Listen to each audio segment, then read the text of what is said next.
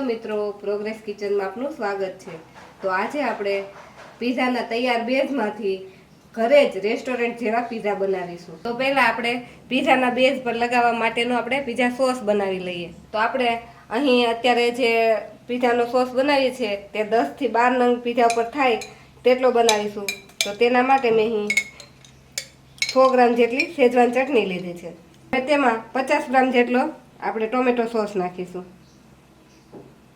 તેમાં આપણે 1 ચમચી પીઝા સીઝનિંગ નાખીશું, 1 ચમચી ચીલી ફ્લેક્સ નાખીશું અને 1 ચમચી ઓરેગાનો નાખીશું અને તેમાં અડધી ચમચી હળદર નાખીશું। આપણે 2 મોટી ચમચી જેટલું ઓલિવ ઓઇલ નાખીશું। આ બધી જ વસ્તુને આપણે મિક્સ કરી દઈશું।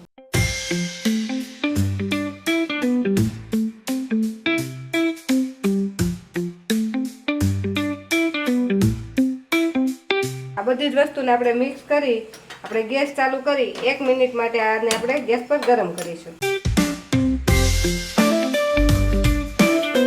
1 મિનિટ ગરમ કરશું એટલે આમાંથી સરસ સુગંધ આવવા લાગશે। આમાંથી સુગંધ આવવા લાગે અને થોડા થોડા બબલ્સ થવા લાગે એટલે આપણે ગેસને બંધ કરી દઈશું અને આ પીઝા સોસને આપણે ઠંડો થવા દઈશું। આપણી ચટણી ઠંડી થાય ત્યાં સુધીમાં આપણે બીજી તૈયારી કરી લઈએ।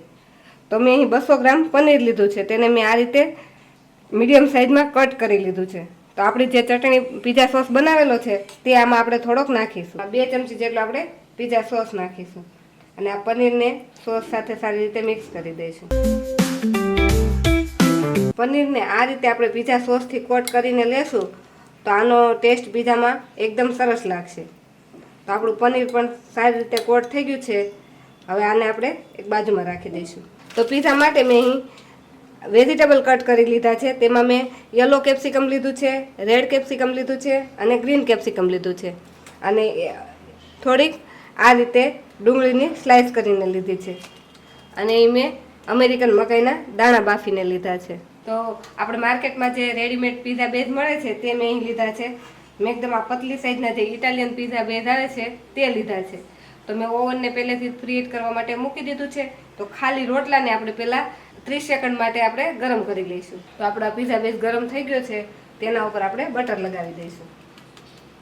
આ રીતે આ બેઝને થોડોક તમે ગરમ કરી લેશો તો એના પર તમે આસાનીથી બટર લગાવી શકશો અને બટર અંદર સુધી ઉતરી જશે અને આપણો પીઝો બનીને રેડી થશે ત્યારે એકદમ ક્રિસ્પી થશે। હવે આના પર આપણે 1 મોટી ચમચી જે આપણે પીઝા સોસ બનાવ્યો છે તે નાખીશું। તેના પર આપણે માયોનીઝ નાખીશું। ચમચીની મદદથી આ બધી વસ્તુને પહેલાં આપણે મિક્સ કરી દઈશું।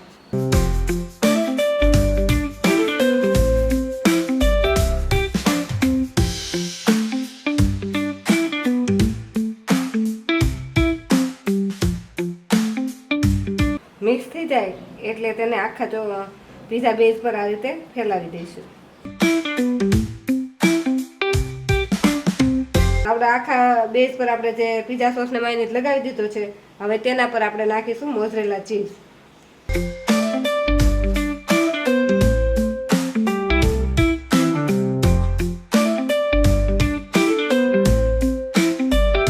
પર આપણે કેપ્સિકમ મૂકી દઈશું।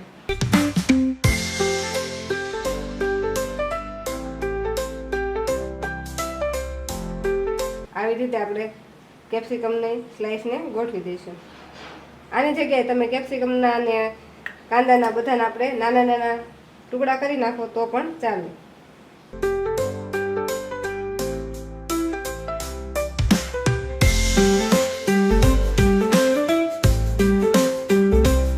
તેના પર આપણે બાફેલી મકાઈને નાખી દઈશું।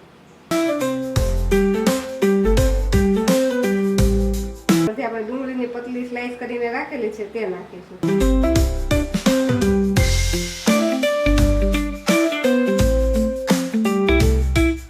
તેના પર આપણે પનીરના પીસ મૂકી દઈશું।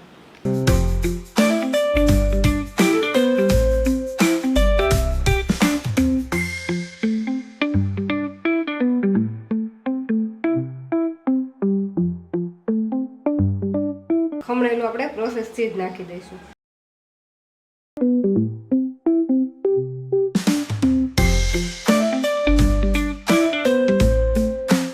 તેના પર આપણે ઓલિવ્સ મૂકી દઈશું। બજારમાં બ્લેક અને ગ્રીન બે કલરના ઓલિવ્સ મળે છે. તમને જે પસંદ હોય તે ઓલિવ્સ તમે વાપરી શકો, અને કદાચ ન વાપરવા હોય તો પણ ચાલે.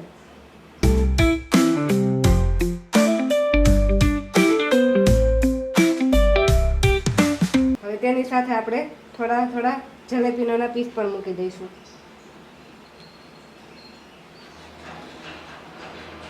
આ જલેબીનો સ્વાદમાં થોડોક ખાટો અને તીખો હોય છે, એટલે આપણે જે પ્રમાણે તીખું પસંદ હોય તે પ્રમાણે આ મૂકીશું. તમારે વધારે પડતો એકદમ ક્રીમી બનાવવું હોય તો હજુ તમે આના પર ફરીથી મોઝરેલા ચીઝ નાખી શકો. હવે આ પીઝાને આપણે જ્યાં સુધી ચીઝ મેલ્ટ થાય ત્યાં સુધી શેકાય એટલો સમય આપણે ઓવનમાં મૂકી દઈશું. હવે આ તૈયાર થયેલા પીઝાને આપણે બેક થવા માટે ઓવનમાં રાખી દઈશું. આપણું બધું જ ચીઝ મેલ્ટ થઈ જાય અને રોટલો નીચેથી ક્રિસ્પી થઈ જાય ત્યાં સુધી આપણે આને શેકાવા દઈશું. 5 જ મિનિટમાં આપણો પીઝો એકદમ સરસ રીતે બેક થઈ ગયો છે અને તેનું બધું જ ચીઝ મેલ્ટ થઈ ગયું છે અને તે નીચેથી પણ એકદમ ક્રિસ્પી થઈ ગયો છે. હવે આપણા તૈયાર પીઝા પર આપણે ચીલી ફ્લેક્સ, ઓરેગાનો અને પીઝા મિક્સ આ રીતે છાંટી દઈશું.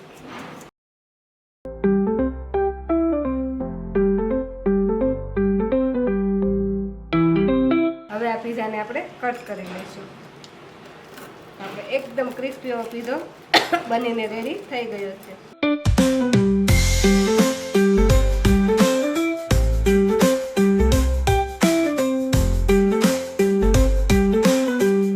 તો આપણો ક્રીમી અને ક્રન્ચી એવો પીઝો બનીને રેડી થઈ ગયો છે.